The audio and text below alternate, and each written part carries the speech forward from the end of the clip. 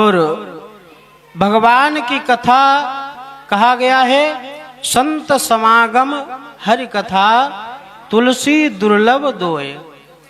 संतों का समाज जहाँ पर हो, संतों के दर्शन हो जाएं और भगवान की कथा सुनने को मिल जाए। संत समागम हरि कथा तुलसी दुर्लभ दोय, ये बहुत ही दुर्लभ है।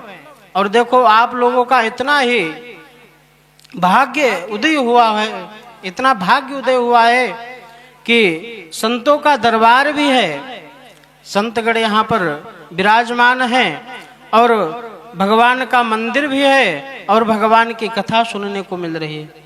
इससे अच्छा आप लोगों को क्या होगा है? और ये भी नहीं, नवरात्रि का पावन पर्व चल रहा है माता जी का, उस पर्व पर आप लोगों को भगवान की कथा सुनने को मिलेगा। तो आप लोगों ने बड़े ही दिव्य मंगलमय के साथ में भगवान का कलश उठाया है। और कहा गया कि कथा के कुछ नियम होते हैं, ऐसे नहीं कि आप जब भी मन हुआ आ गए कथा सुनने और जब भी मन हुआ चले गए कथा सुनने। कथा के कुछ नियम होते हैं, कुछ नियम बताए गए हैं पुराणों में। कथा कैसे सुनी जाती है, कथा सुनने से क्या लाभ होता है? आप लोगों ने कलश यात्रा निकाली तो आप लोगों ने अपने सर पे कलश जो रखा है ना, कलश, आवाज समझ में तो आ रही है हमारी माता जी? आवाज समझ में तो आती है आप लोगों के? आप लोगों ने जो ये कलश यात्रा निकाली है, कलश लेकर के आई हैं, इसका क्या महत्व होता है? ये कलश लेकर के आप यहाँ पर विराजमान कर दिए और ऐसा नहीं कि कलश तो विराजमान कर दिया, अब आप कथा सुनने ही मत आओ, ऐसा नहीं किया जाता है।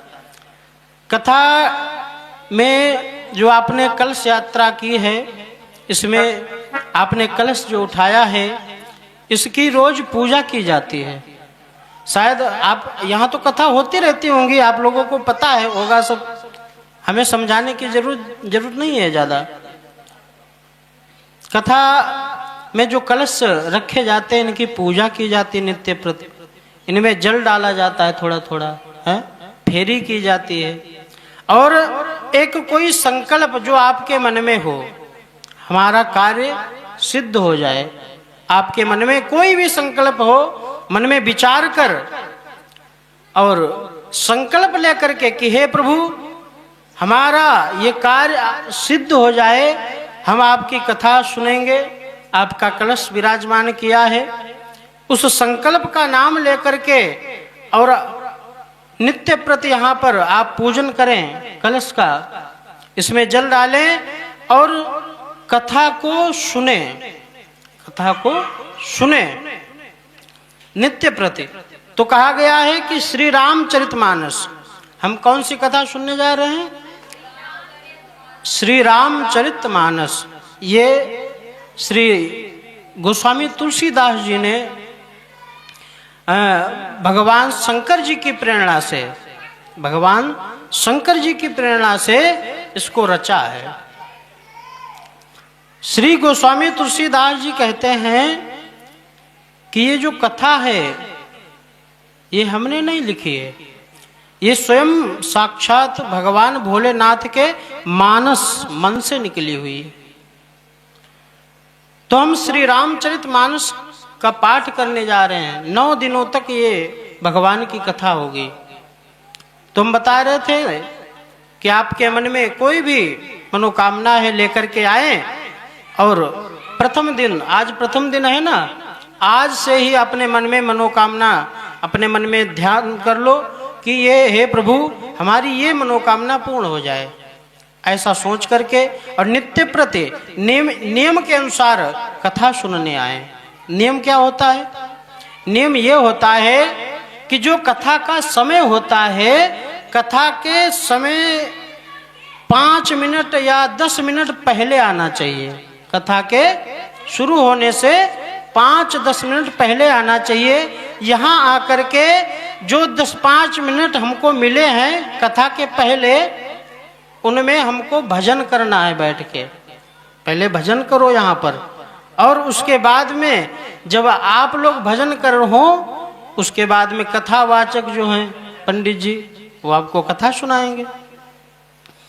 लेकिन आप लोग क्या करते हैं, आते तो बाद में हैं, और फिर जो आपकी माताएं होती साथ में, उनसे बातें करती रहती हैं। जब कथा को सुनेंगे नहीं मन लगा करके, तो उसका लाभ क्या मिलेगा? कथा को सुने। तो हम बता रहे थे ना कि कोई भी मनोकामना लेकर के आए और कलश का पूजन करें, लेकिन मनोकामना कैसी होनी चाहिए पता है? मनोकामना ऐसी होनी चाहिए कि हमारी मनोकामना से किसी को कष्ट ना हो। एक बार हम उदयपुर में कथा कर रहे थे, उदयपुर में, तो वहां भी हमने बोला कि आप अपने मन में संकल्प कर लें और मनोकामना पूर्ण हो जाएगी।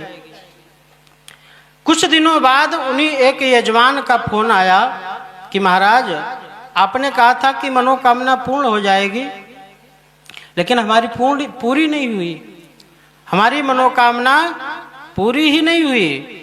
तो हमने कहा क्या आपने मनोकामना रखी थी? तो बोले कि जो हमारे पड़ोसी हैं वो बड़े सुखी हैं, बड़े सुखी हैं। तो हम सोच रहे थे कि वो दुखी हो जाएं। अब बताओ, जब ऐसी मनोकामना मन में रखेंगे, ऐसा विचार रखेंगे, तो कैसे मनोकामना पूरी होगी? हमारी मनोकामना ऐसी होनी चाहिए कि उस मनोकामना से किसी को कष्ट ना हो, किसी को दुख ना हो, वो मनोकामना रखनी चाहिए। ऐसी मनोकामना जब आप रखेंगे तो बिल्कुल 100% गारंटी दे रहे हैं आपकी मनोकामना पूर्ण होगी। ये श्री रामचरितमानस स्वयं भगवान भोलेनाथ के मन से निकली हुई है। भगवान भोलेनाथ का ध्यान करते हुए आप मनोकामना अपनी रख सकते हैं। और नित्य प्रति नियम के अनुसार कथा का समय 12 बजे से 11:15 बजे, हाँ 11:15 बजे से कथा प्रारंभ हो जाएगी। तो आप लोग ठीक 10-5 मिनट पहले आ जाया करो, आकर के यहाँ भगवान का भजन करो, क्योंकि नवरात्रि भी चल रही है, इसमें भजन करेंगे। और उसके बाद में जब कथा शुरू हो जाएगी, कथा सुने। और कथा में क्या होता है, बीच में नहीं जाया जाता है, कथा में बीच में नहीं जाना चाहिए। जब तक आरती न हो जाए, आपको प्रसाद न मिल जाए, तब तक कथा छोड़ करके नहीं जाना चाहिए। क्यों? यदि आपके पास में 1 घंटे का समय है, 1 घंटे का, तो आप ऐसा करो कि आप 1 घंटा लेट आइए। ठीक, आना तो चाहिए, 3 घंटे कथा होगी, 3.5 घंटे, पूरे 3 घंटे आने चाहिए। लेकिन आपके पास थोड़ा समय है तो थोड़ा आइए, लेकिन आरती में जरूर सम्मिलित होइए, प्रसाद में जरूर सम्मिलित होइए। क्योंकि आरती, जो श्री राम कथा एवं जो भी कथाएं हैं, उनका सार आरती ही होती है। और आप लोग आरती छोड़ करके चले जाते हैं। तो कथा के नियम क्या हैं आपको बता रहे हैं। कहा गया है कि जब तक कथा होती है, यदि हमसे बन पड़े तो बिना कुछ खाए कथा को सुने, कथा को कहे। बिना कुछ खाए, कुछ भी मत खाओ, खाली ऐसे निराहार रहो। हो पाएगा? नहीं हो पाएगा। तो कहा गया है कि यदि हम बिना निराहार नहीं कथा सुन सकते हैं, तो थोड़ा फलाहार लेकर के कथा सुने। फलाहार में क्या होता है? फल है, दूध है, जो भी फलाहार है, फलाहार लेकर के और कथा को सुने। यदि हम फलाहार भी नहीं रह सकते हैं, यदि हम फलाहार लेकर के नहीं रह सकते हैं, हमें ज्यादा भूख लगती है, तो हम 1-2 रोटी खाकर भी कथा सुन सकते हैं। लेकिन उतना खाइए कि जितने में आप बैठ सकें, क्योंकि भरपेट भोजन कर लेंगे तो फिर बैठ नहीं पाएंगे, आपका मन नहीं लगेगा, क्योंकि पेट भरा हुआ है तो बैठने में दिक्कत होगी, फिर तो आपके मन में यही होगा कि चलो अब सोते हैं, बस छाछ पी और सो गए दोपहर में। तो इसीलिए कहा गया है कि यदि इतना भी ना हो सके, यदि हल्का भोजन से काम ना चल सके, तो आपके मन में जितना भी खाने का हो उतना खाइए, लेकिन कथा सुनने जरूर आइए। यदि आप थोड़े से नहीं संतुष्ट होते हैं तो भरपेट भोजन करें, लेकिन कथा सुनने जरूर आए। और कथा का नियम, सावधान होकर के कथा सुननी चाहिए। हमने देखा है कई लोग ऐसे घुटने बांध करके बैठते हैं, ऐसे भी नहीं बैठना चाहिए। ये नियम होते हैं। कथा को मन लगा करके सुनना चाहिए। जब तक कथा होती है तब तक बीच में बातें नहीं करनी चाहिए, क्योंकि कहा गया है कि कथा कितने प्रकार की होती है, श्रोता कितने प्रकार के होते हैं, श्रोता एक होते हैं श्रोता, एक होते हैं सोता, और एक होते हैं सरोता। श्रोता कौन होते हैं? कथा में आ गए, दीवाल की भीत में पीठ लगा ली और आराम से सो रहे हैं, उनको बोलते हैं सोता, वो सो रहे हैं। एक होते हैं सरोता। सरोता किनको बोलते हैं? श्रोता वो होते हैं ना खुद कथा सुनते हैं ना पड़ोसी को सुनने देते हैं, आपस में बातें करेंगे। सरोता देखा है आप लोगों ने? सुपारी काटी जाती है, कटर कटर कटर कटर चलता है। इसी प्रकार आपस में बातें करते रहेंगे, ना खुद सुनेंगे ना दूसरे को सुनने देंगे, तो वो होते हैं सरोता। और एक होते हैं श्रोता, जो मन लगा करके सुनते हैं, मन लगा करके सुनते हैं और यहाँ से जाते हैं तो अपने आस पड़ोसी को भी बताते हैं कि वहां पे कथा हो रही, आप भी चलो। और दूसरे दिन आते हैं तो पड़ोसियों को जबरदस्ती लेकर के आते हैं। इससे क्या होता है? इससे आपको लाभ होता है, फल मिलता है। क्या फल मिलता है? जिनको आप ले आएंगे कथा में, जिनको आप ले आएंगे कथा में, उनका फल, आधा फल आपको मिलेगा। लेकिन हाँ, ऐसा मत करना कि उनको बता देना कि आपका फल हमको मिलेगा, फिर वो आएंगे नहीं आपके साथ।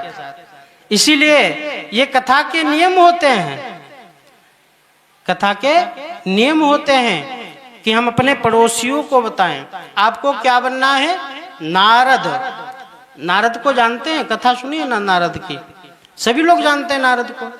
नारद क्या काम करते हैं?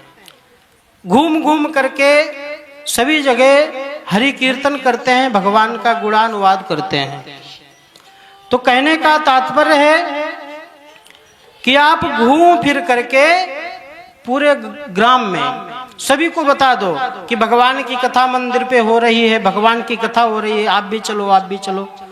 इससे आपको भी लाभ मिलेगा और जो आपके साथ में आएंगे उनको भी लाभ मिलेगा, है ना? तो आपसे क्या करना है? आप लोगों को सबको बताना है कि मंदिर पे भगवान की कथा हो रही है, 9 दिन तक कथा होगी, सभी लोग आना है। ये नियम होते हैं। और क्या नियम होते हैं? कि हम जब घर से आए तो कथा में कहा गया है कि कथा में जाएं या मंदिर में जाएं या गुरु जी के पास में जाएं या स्वामी के पास में जाएं तो खाली हाथ नहीं जाना चाहिए। खाली हाथ, हमसे जो बन पड़े हम हाथ में लेकर के जाएं। कथा में जाएं, कुछ ना हो फल ले जाएं, प्रसाद ले जाएं, कुछ ना मिले तो पत्र पुष्प फलम तोयम, जो भी मिल जाए, तुलसी दल ही लिए जाएं, भगवान को अर्पित कर दें। कहने का तात्पर्य खाली हाथ है, खाली हाथ नहीं जाना चाहिए। एक जगह हमने बोल दिया कि खाली हाथ मत आया करो आप लोग, तो वहां लोग डांग डंडा ले लेकर के आए हाथ में डंडा लेकर के आए। हमने कहा डंडा का थोड़े बोला था, खाली हाथ का मतलब पुष्प ले आओ, फल ले आओ, प्रसाद ले आओ। और यहाँ पे दीपक जलता है, दीपक जल रहा है ना, यहाँ पे दीपक जलता है, तो दीपक के लिए थोड़ा थोड़ा घी लाए जिनके घर में हो, तो घी वो आपका दीपक आपके नाम से जलेगा। तो आइए एक बार सभी लोग भगवान नाम संकीर्तन बोलेंगे, फिर आगे की हरि इच्छा यदि आप लोग कथा सुनना चाहें तो हम शुरू रखेंगे, नहीं तो जैसे आपकी हरि इच्छा। हाँ हाँ।